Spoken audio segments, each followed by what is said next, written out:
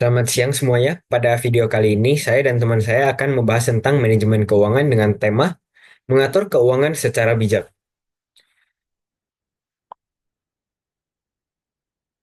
Kelompok ini beranggotakan 3 orang, yaitu saya sendiri, Erik Yonando dengan NIM 27023641194. Kemudian ada Calvin Sentosa dengan NIM 27023642112.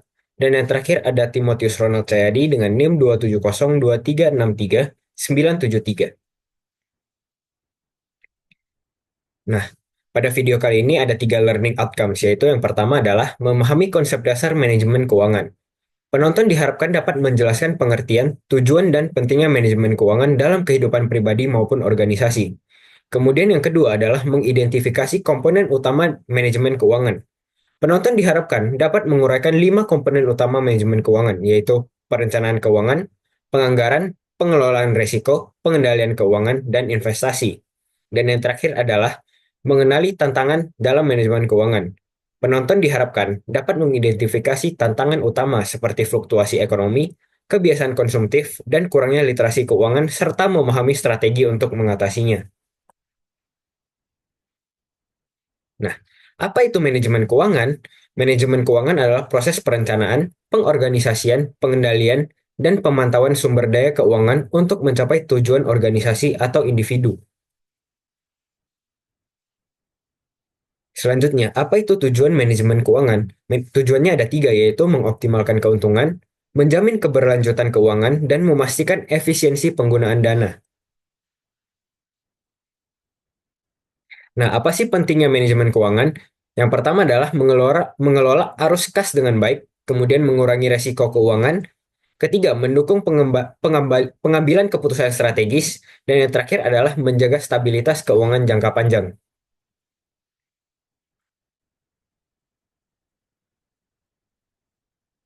Oke, selanjutnya saya akan menjelaskan mengenai komponen utama dalam manajemen keuangan. Seperti yang sudah disebutkan dalam learning outcome tadi, ada 5 komponen manajemen keuangan. Yang pertama adalah perencanaan keuangan. Di mana perencanaan keuangan ini adalah proses menentukan tujuan keuangan dan langkah-langkah yang harus dilakukan untuk mencapai tujuan tersebut. Lalu juga ada penganggaran, di mana penganggaran ini adalah proses mengalokasikan dana untuk berbagai kebutuhan. Lalu ada pengelolaan resiko, di mana di sini adalah proses melindungi aset dengan asuransi atau investasi yang aman. Lalu ada juga pengendalian keuangan, di mana ini adalah proses memantau pengeluaran dan pendapatan untuk memastikan semuanya sesuai dengan rencana dalam perencanaan keuangan. Lalu yang terakhir adalah investasi, di mana proses ini adalah proses untuk mengembangkan dana untuk menghasilkan keuntungan di masa depan. Oke, yang pertama adalah perencanaan keuangan. Perencanaan keuangan adalah langkah awal dalam manajemen keuangan yang melibatkan penentuan tujuan keuangan, baik itu dalam jangka pendek, jangka menengah, maupun jangka panjang, serta strategi untuk mencapainya. Sebelum memanage keuangan dengan baik, langkah pertama yang harus dilakukan adalah perencanaan keuangan agar keuangan yang dimiliki dapat direncanakan dengan baik. Tahap-tahap yang harus dilakukan adalah yang pertama, analisis keadaan saat ini, di mana hal ini dilakukan dengan cara mengevaluasi pendapatan, pengeluaran, dan aset saat ini. Analisis keadaan saat ini sangat penting untuk mengetahui posisi kita apakah sedang surplus atau tidak, baik itu dilihat dalam pendapatan, pengeluaran, dan aset yang dimiliki. Setelah menganalisis keadaan ekonomi masing-masing individu, selanjutnya adalah penentuan tujuan, di mana setiap perencanaan keuangan itu bertujuan untuk mencapai suatu tujuan ekonomi tertentu. Contohnya adalah membeli rumah, memulai usaha, atau menabung untuk pensiun. Dengan adanya tujuan, maka keuangan dapat direncanakan sesuai dengan tujuan tersebut. Contohnya membeli rumah dalam waktu 10 tahun. Maka dalam waktu 10 tahun itu akan direncanakan bagaimana langkah yang harus dicapai, baik itu dengan menabung, investasi, atau mengambil kredit, sehingga dalam waktu 10 tahun itu tujuan untuk membeli rumah atau tujuan ekonomi lainnya dapat tercapai. Nah, langkah terakhir tentunya adalah rencana aksi, di mana ini adalah menyusun langkah-langkah konkret untuk mencapai tujuan, seperti menabung secara rutin atau berinvestasi. Tentunya setelah menganalisis keadaan dan menentukan tujuan, harus ada langkah-langkah aksi nyata yang direncanakan, yang dijabarkan secara detail agar dapat dilakukan oleh tiap individu secara jelas dan harus dilakukan untuk mencapai tujuan yang ingin dicapai. Selanjutnya adalah penganggaran, di mana penganggaran ini adalah proses pengalokasian sumber daya keuangan untuk berbagai kebutuhan dan tujuan. Penganggaran ini sangat penting karena kita harus menyesuaikan atau mengatur anggaran-anggaran yang harus kita keluarkan setiap bulannya dari pendapatan yang kita miliki. Langkah-langkah yang harus dilakukan adalah yang pertama, identifikasi pendapatan, di mana langkah ini dilakukan dengan cara menghitung semua sumber pendapatan, begitu dari gaji, usaha, investasi, dan lain sebagainya. Langkah pertama yang harus dilakukan adalah kita harus tahu dulu pendapatan yang kita miliki, yang akan kita dapatkan baik itu secara rutin ataupun tidak rutin, baik itu dari gaji pokok, usaha tambahan, investasi, atau lain sebagainya. Yang selanjutnya adalah kategorisasi pengeluaran, yang dimana hal ini dilakukan dengan cara membagi pengeluaran ke dalam kategori seperti kebutuhan pokok, hiburan, tabungan, dan investasi. Tujuannya agar kita mengetahui pengeluaran atau uang yang kita gunakan itu untuk kebutuhan atau hiburan atau tabungan atau investasi, agar pengeluaran yang kita keluarkan itu lebih terkategorisasi dan kita dapat mengenali dan mengetahui dia termasuk dalam kategori apa, agar dalam penganggaran ini dapat dilakukan penganggaran yang lebih penting dan yang lebih dibutuhkan akan dianggarkan lebih besar dari pendapatan yang kita dapatkan. Selanjutnya adalah penerapan prinsip 50-30-20, di mana 50% untuk kebutuhan pokok, 30% untuk keinginan, dan 20% untuk tabungan dan investasi. Patokan ini bisa dijadikan contoh atau pedoman, tapi kembali lagi ke kondisi masing-masing dari individu. Tentunya yang harus dilakukan adalah menganggarkan untuk keinginan seminim mungkin dan memaksimalkan untuk tabungan dan investasi, sehingga tujuan keuangan yang ingin dicapai juga lebih mudah tercapai. Dan yang terakhir tentunya ada pemantauan dan penyesuaian, di mana evaluasi anggaran secara berkala bertujuan untuk menyesuaikan perubahan kondisi keuangan. Tentunya dalam kehidupan ini ada beberapa hal-hal yang tiba-tiba terjadi ataupun ada perubahan-perubahan seiring dengan berjalannya waktu. Nah, dan dari situ penganggaran juga dapat dialokasikan atau dirancang ulang. Seperti contohnya ketika sudah berkeluarga, ada kebutuhan untuk membeli rumah, maka penganggaran untuk rumah tentunya juga akan ditambahkan dan untuk misalnya untuk keinginan atau kebutuhan yang lainnya bisa dikurangi. Selanjutnya adalah pengelolaan resiko, di mana pengelolaan resiko ini adalah proses identifikasi, analisis, dan mitigasi resiko yang dapat mempengaruhi stabilitas keuangan. Nah, beberapa contoh resiko keuangan adalah kehilangan pekerjaan. Tentunya kehilangan pekerjaan ini sangat mungkin terjadi apabila kita bekerja di suatu perusahaan. Dan tentunya kehilangan pekerjaan ini dapat menyebabkan kehilangan pendapatan rutin setiap bulannya, ataupun jika berupa usaha, misalnya usahanya bangkrut, itu juga dapat mempengaruhi pendapatan setiap bulannya. Dan ini merupakan resiko yang dapat terjadi yang tentunya sangat-sangat mempengaruhi kondisi keuangan. Lalu selanjutnya ada biaya medis tak terduga. Biaya medis ini dapat menyebabkan kita mengeluarkan pengeluaran yang cukup besar sehingga dapat mempengaruhi stabilitas dan kondisi keuangan kita. Selanjutnya adalah fluktuasi pasar investasi, di mana pasar investasi yang dapat mengalami fluktuasi dapat mempengaruhi portofolio investasi kita sehingga juga dapat mempengaruhi investasi yang kita sudah rencanakan untuk mencapai tujuan finansial tertentu. Nah, apa aja strategi pengelolaan yang bisa dilakukan untuk mengelola resiko? Yang pertama adalah asuransi. Dengan menggunakan asuransi seperti asuransi jiwa, kesehatan, dan aset, ini dapat melindungi diri dari kerugian finansial, di mana asuransi-asuransi tersebut dapat menyediakan jaminan atau sebuah tindakan yang dapat dilakukan dari pihak asuransi sebagai ganti rugi dari kejadian tidak terduga yang kita alami. Nah, jadi asuransi ini sangat penting untuk menanggulangi dan berjaga-jaga dari resiko yang mungkin saja terjadi. Lalu yang selanjutnya adalah diversifikasi investasi, di mana kita dapat membagi investasi ke berbagai instrumen untuk mengurangi resiko. Tentunya dengan membagi dana yang kita miliki untuk beberapa jenis investasi, jika salah satu portofolio kita terkena resiko atau terjadi hal-hal yang tidak diinginkan, tentunya tidak akan berdampak secara 100% atau secara penuh terhadap dana yang kita miliki dalam investasi. Oleh karena itu, diversifikasi investasi sangat diperlukan. Lalu yang selanjutnya adalah dana darurat. Kita dapat menyisihkan 3-6 bulan pengeluaran untuk situasi darurat, di mana dana darurat ini harus kita siapkan dan kita sisihkan terlebih dahulu saat kita masih memiliki pendapatan. besarnya adalah sekitar 3 sampai 6 bulan pengeluaran agar ketika terjadi hal yang tidak diinginkan seperti kehilangan pekerjaan, kita dapat memiliki tabungan yang cukup untuk hidup selama 3 sampai 6 bulan sembari mencari pekerjaan atau sumber pendapatan yang baru. Selanjutnya adalah komponen pengendalian keuangan, di mana pengendalian keuangan ini adalah proses pemantauan dan evaluasi atas arus kas, pengeluaran, dan investasi untuk memastikan semuanya sesuai rencana. Pengendalian keuangan ini dapat menggunakan alat seperti aplikasi pengelola keuangan dan spreadsheet atau software akuntansi yang dapat mencatat pendapatan dan pengeluaran kita serta mengtrack kategori-kategori dari pengeluaran yang kita miliki dan pendapatan yang kita dapatkan. Fungsi utama dari pengenalan keuangan ini adalah yang pertama mendeteksi penyimpangan, di mana proses ini mengidentifikasi area di mana pengeluaran melebihi anggaran. Ini sangat penting karena kita dapat mengetahui apakah perencanaan budgeting yang udah kita buat itu eh, tidak sesuai dengan yang kita lakukan sekarang, sehingga kita dapat kembali ke tujuan dan perencanaan awal, sehingga tujuan keuangan dan manajemen keuangan dapat kembali ke jalan yang seharusnya. Selanjutnya adalah mengelola utang dengan cara memastikan pembayaran utang tepat waktu untuk menghindari bunga berlebih. Utang dapat digunakan untuk hal-hal yang produktif seperti modal usaha atau seperti kredit untuk membeli sesuatu itu dapat digunakan dengan baik.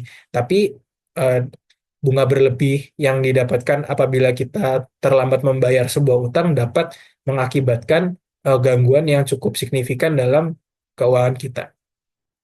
Selanjutnya adalah laporan keuangan. Membuat laporan keuangan seperti cash flow, neraca keuangan, dan laporan laba rugi secara berkala juga diperlukan agar kita dapat mengetahui dana yang masuk dan keluar sehingga kita dapat lebih melihat tren pendapatan dan pengeluaran yang kita miliki. Komponen yang selanjutnya adalah investasi, di mana investasi ini adalah proses mengalokasikan dana untuk mendapatkan pengembalian yang optimal di masa depan. Investasi ini bertujuan untuk meningkatkan dana yang kita miliki dan menjaga dana kita dari tergerus oleh inflasi. Nah, tujuan utama dari investasi ini adalah untuk meningkatkan nilai aset, di mana nilai aset yang kita miliki dapat kita investasikan untuk mendapatkan return sehingga nilainya dapat bertambah. Selanjutnya adalah menyediakan pendapatan pasif, di mana kita dapat mendapatkan passive income atau pendapatan yang didapat tidak dengan usaha nyata yang kita lakukan, namun secara cuma-cuma kita dapatkan dari instrumen investasi, dan pendapatan itu dapat digunakan baik untuk kebutuhan hidup atau direinvestasikan kembali. Lalu tujuan yang terakhir adalah untuk mencapai kebebasan finansial, di mana kebebasan finansial adalah kondisi di mana kita sudah tidak perlu bekerja untuk memenuhi kebutuhan hidup, di mana finansial itu bukan menjadi suatu hal yang menghalangi kita untuk memenuhi kebutuhan hidup. Kebebasan finansial ini bisa dicapai dengan mendapatkan dana dari return investasi ataupun bunga yang didapatkan dari instrumen investasi yang cukup jumlahnya untuk mengcover kebutuhan kita setiap harinya. Nah, jenis investasi ini ada beberapa. Yang pertama, investasi rendah resiko seperti deposito yang dikeluarkan oleh bank, di mana dana kita akan disimpan oleh bank dan dikelola oleh bank, dan sebagai gantinya kita akan mendapatkan return dari bank.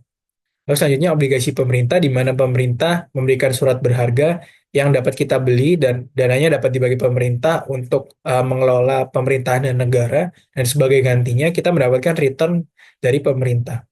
Lalu investasi risiko menengah seperti reksadana dan properti. Reksadana adalah ketika kita mempercayakan dana yang kita miliki kepada manajer investasi untuk dikelola oleh mereka sehingga dana yang kita miliki dapat berkembang dari return yang didapatkan dari instrumen investasi yang dipilih oleh manajer investasi. Selanjutnya adalah properti, di mana properti ini dapat berupa tanah ataupun rumah yang dapat kita sewakan atau kita jual lagi dengan harga yang lebih tinggi untuk mendapatkan profit. Selanjutnya adalah investasi tinggi risiko seperti saham dan cryptocurrency. Saham adalah surat kepemilikan terhadap suatu perusahaan yang dapat kita miliki agar kita bisa menjadi salah satu bagian dari pemilik perusahaan. Di mana saham ini kita dapat mendapatkan keuntungan baik itu dari dividen atau dari capital gain dari harga saham yang bergerak setiap harinya di pasar saham. Lalu selanjutnya cryptocurrency, di mana ini adalah sebuah currency digital yang dapat kita miliki, yang nilainya dapat berubah-ubah, baik itu naik atau turun setiap waktu, dan dapat kita jadikan sebagai sarana untuk kita investasi dan mendapatkan keuntungan dari situ. Nah, untuk tips investasi sendiri, yang pertama adalah pahami profil resiko. Apakah konservatif, moderat, dan agresif. Untuk investor konservatif dapat memilih investasi yang rendah resiko, karena eh, profil resiko konservatif berarti tidak ingin menghadapi resiko yang sangat besar dalam instrumen investasi. Oleh karena itu, investasi rendah resiko diperlukan. Setelah itu ada moderat, cocoknya untuk investasi menengah resiko, dan untuk investor agresif dapat memilih investasi tinggi resiko. Nah, profil resiko ini kembali ke masing-masing individu, apakah setiap individu itu siap menerima resiko dari investasi yang mereka akan pilih. Dan setiap orang tentunya memiliki profil resiko yang berbeda-beda. Oleh karena itu, jenis investasinya juga harus disesuaikan. Selanjutnya adalah jangan taruh semua dana di satu instrumen investasi atau diperlukannya diversifikasi.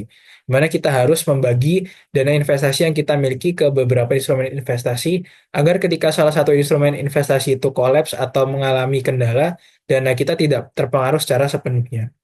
Yang terakhir adalah pelajari tren pasar sebelum mengambil keputusan, di mana kita tetap harus mempelajari tren pasar apakah naik, turun, atau sedang ada isu yang beredar, sehingga itu akan mempengaruhi kita dalam mengambil keputusan dalam memilih instrumen investasi yang akan kita pilih.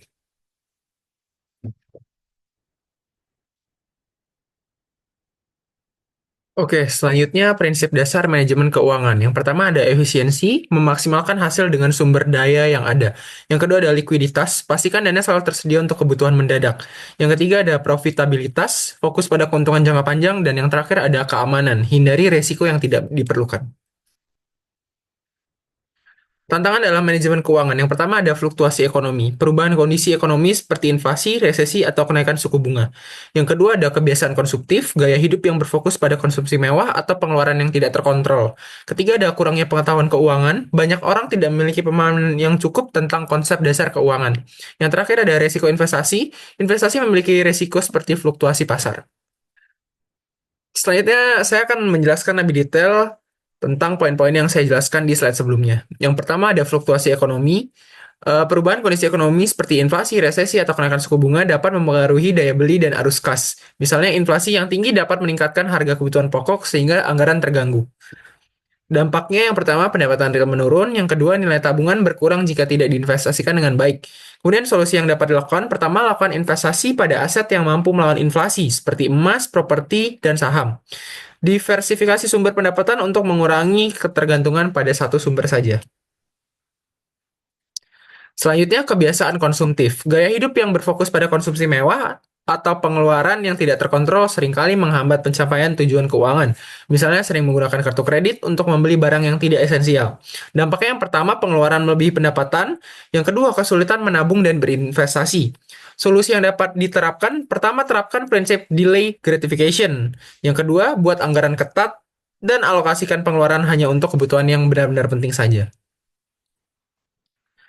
Selanjutnya, kurangnya pengetahuan keuangan. Banyak orang tidak memiliki pemahaman yang cukup tentang konsep dasar keuangan seperti inflasi, bunga majemuk, atau diversifikasi resiko. Akibatnya, mereka rentan terhadap kesalahan keuangan atau penipuan investasi. Dampaknya, yang pertama, kehilangan uang akibat keputusan finansial yang buruk. Yang kedua, tidak optimal dalam mengelola sumber daya keuangan. Kemudian solusi yang dapat dilakukan, pertama, ikuti pelatihan atau kursus tentang literasi keuangan. Yang kedua, baca buku atau artikel tentang manajemen keuangan. Yang ketiga, gunakan jasa perencana keuangan profesional jika diperlukan. Yang terakhir, resiko investasi. Investasi memiliki resiko seperti fluktuasi pasar, kerugian modal, atau bahkan kehilangan dana akibat penipuan. Risiko ini seringkali diperparah oleh kurangnya pemahaman tentang produk investasi. Dampak yang ada yang pertama, kehilangan dana yang telah diinvestasikan. Yang kedua, keengganan untuk berinvestasi lagi di masa depan. Solusi yang dapat diberikan, pertama, pelajari dengan cermat produk investasi sebelum menanamkan dana. Yang kedua, terapkan prinsip do your own research untuk memahami pasar. Yang ketiga, hindari penawaran investasi yang terlalu bagus untuk menjadi kenyataan atau scam ataupun penipuan. Kesimpulan yang dapat diambil, manajemen keuangan adalah kunci untuk mencapai stabilitas keuangan. Dengan pengelolaan yang baik, tujuan finansial dapat dicapai secara efektif dan efisien. Penting untuk terus belajar dan beradaptasi terhadap perubahan. Sebelum menutup video pembelajaran, ada sedikit quotes. You must gain control over your money or the lack of it will forever control you. Dave Ramsey. Sekian video pembelajaran dari kami. Semoga bermanfaat dan berguna bagi teman-teman yang menyaksikan. Terima kasih.